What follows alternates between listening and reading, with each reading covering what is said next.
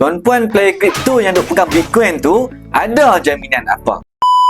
Bila Elon Musk tweet sikit, melompat naik. Lepas tu jatuh tak ada nak angkat. Duit maya, tuan-puan tak boleh pegang. Tak ada siapa boleh regulate. BNM pun tak bagi jaminan terhadap Bitcoin atau mata wang kripto lain. Nak tengok lainnya pun tak boleh. Sebelum tu, save video ni sebagai rujukan dan repost agar lebih ramai orang cakna tentang kripto ini. Dulu ramai masuk sebab hype. Influencer duk promote macam kaya sekelip mata.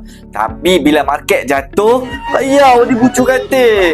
Akaun kena hack, wallet hilang, withdraw kena silang atau platform lari. Tuan-puan tahu tak? Lebih 20% kripto platform dah tak ada. Cuba tengok emas. Barang bernilai yang orang duk pakai dari zaman dulu lagi. Gang pun boleh, jual boleh, gandai pun boleh. Nak cash, pi je ke arah nu. Tuan-puan simpan 1 gram, 10 tahun pun dia tak reput. Nilai duk ada, nilai duk naik, tu baru aset real. Tuan-puan simpan 500 sebulan dalam emas sejak 5 tahun lepas, ia boleh dapat lebih 35,000. Bukan duit lebok, tapi nilai emas bertambah. Masa orang panik harga barang naik, tuan-puan steady je. Sebab tuan-puan dah ada lindung nilai.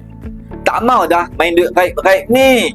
Main pakai simpan emas. Betul-betul ada depan mata. Rujuk pin video saya, daftar percuma 100 pun boleh mula. Jangan tunggu duit jadi kertas ataupun hilang lagi kripto. Baru menyesal nak.